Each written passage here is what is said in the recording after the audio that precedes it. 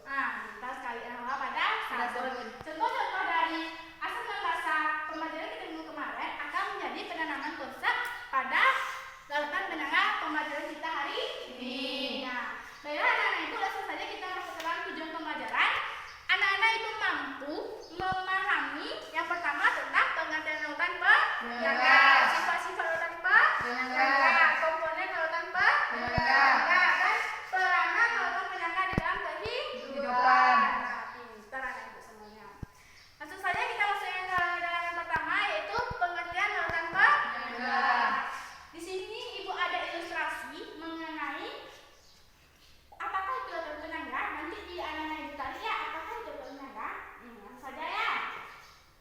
Ini merupakan isto.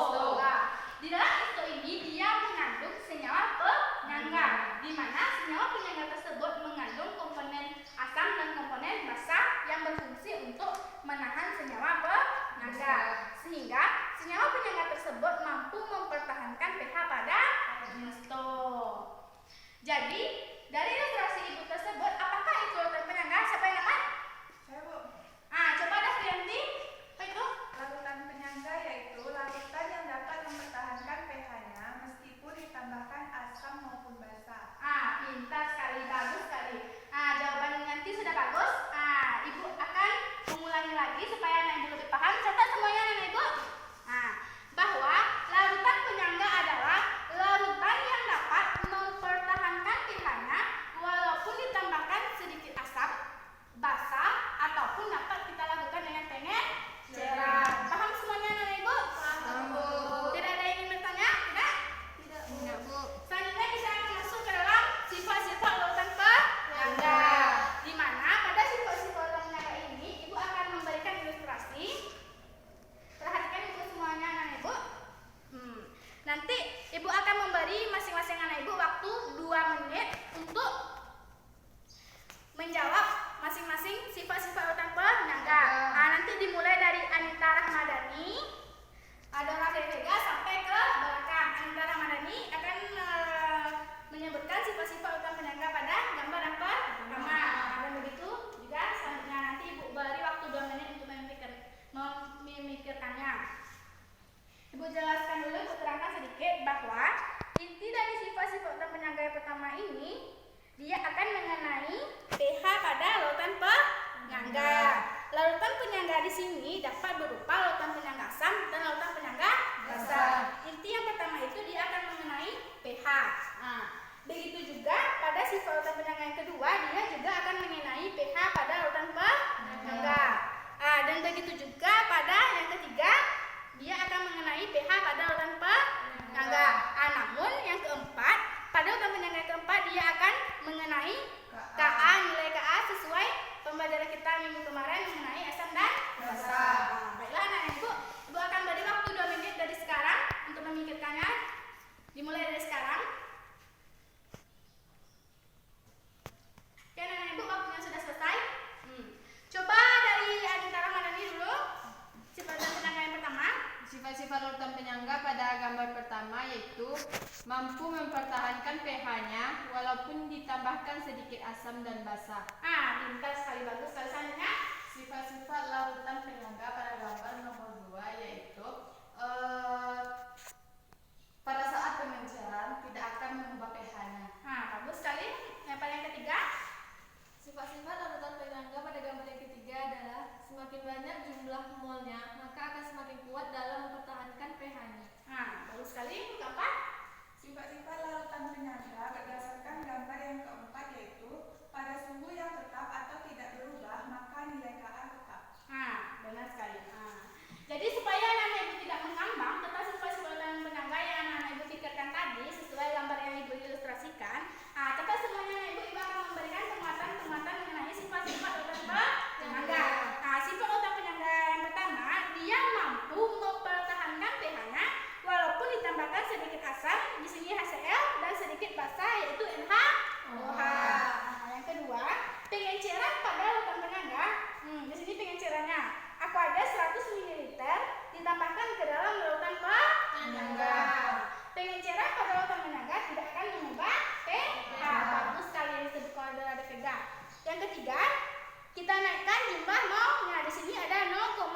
mol NaOH.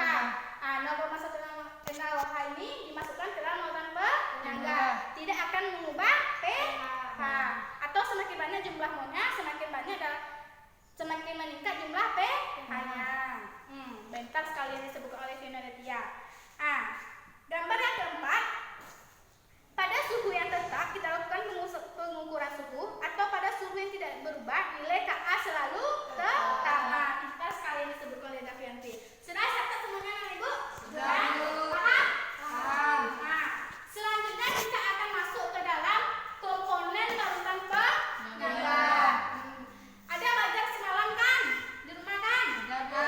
Komponen larutan penyangga itu ada 2. Siapa yang dapat?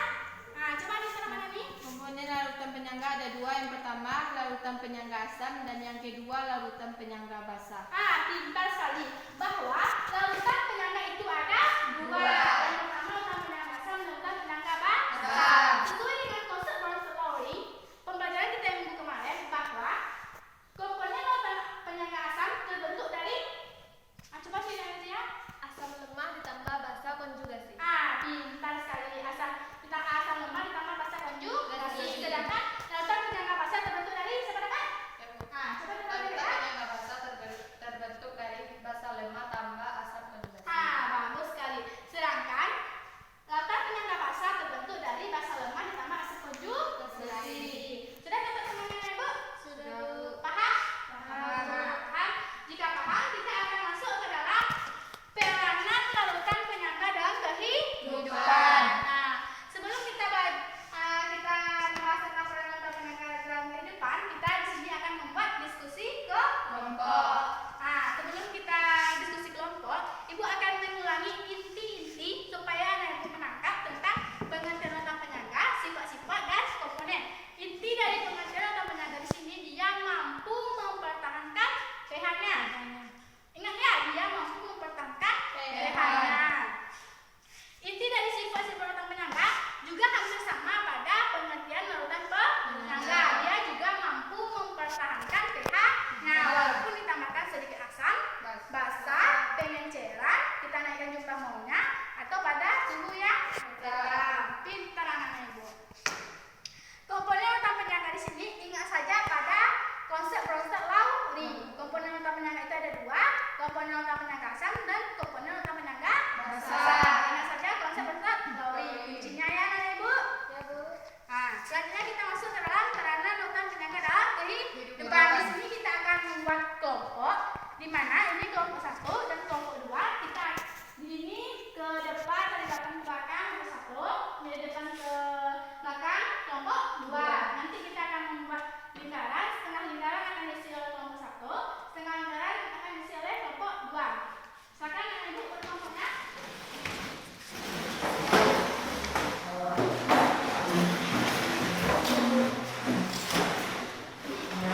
Baiklah. Di sini kita akan mengadakan diskusi. Sudah semuanya? Di sini kita akan mengadakan diskusi kelompok dengan media pembelajaran berupa kartu kimia. Di sini kita akan menggunakan diskusi yang unik, yang berbeda dari materi sebelumnya. Di sini Ibu akan menunjukkan dulu cara menggunakannya. Pertama dulu kita kocok dulu kan, dikocok dulu. Ditunjukkan cara permainannya. Dicobakan dulu ke kelompok 1. Langsung diambil kedua kelompok, kedua orangnya ada satu kelompok. Nanti kan ada 2 dapat nih. Nanti kan ada 2 dapat. Nah Ibu perhatikan semuanya, ada 2 dapat kan? Nanti diambil saja mana terasa yang mudahkan. Tinggal sekali nanti mana yang terasa mudah nanti baru dianalisis.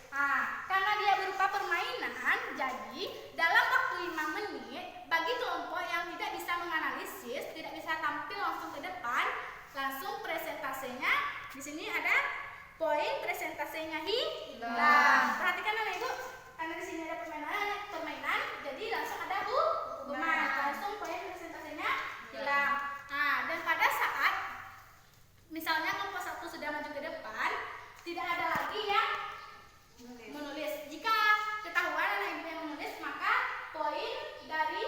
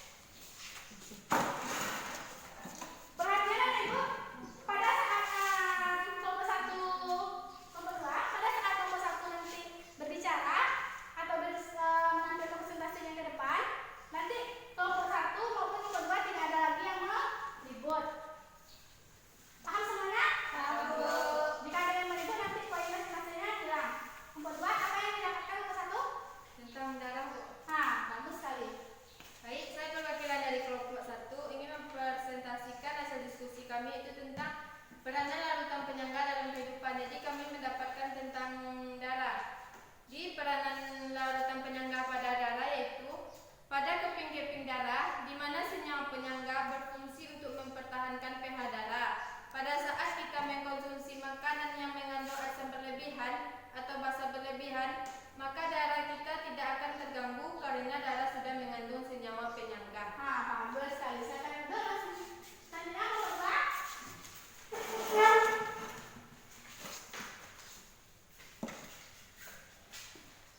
Assalamualaikum warahmatullahi wabarakatuh. Waalaikumsalam warahmatullahi wabarakatuh.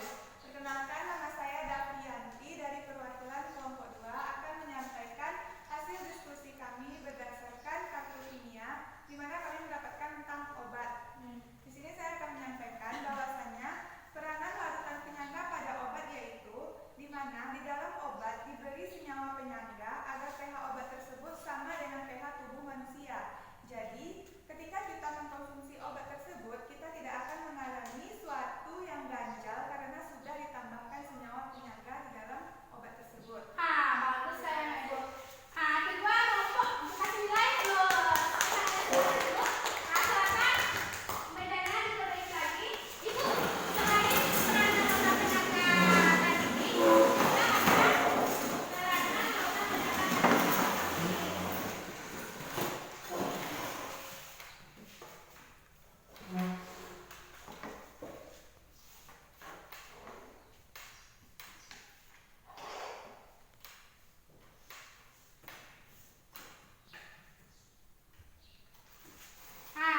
Saya tadi juga ada peranan larutan penyangga pada bidang Farmasi. Jelas semuanya kan Ibu? Jelas, Bu. Langsung saja. Dalam bidang farmasi. Seperti contoh berikut ini. Yang pertama, cairan tetes mata. Cairan tetes mata mengandung larutan penyangga yang berfungsi menetralisirkan mata dari rasa perih.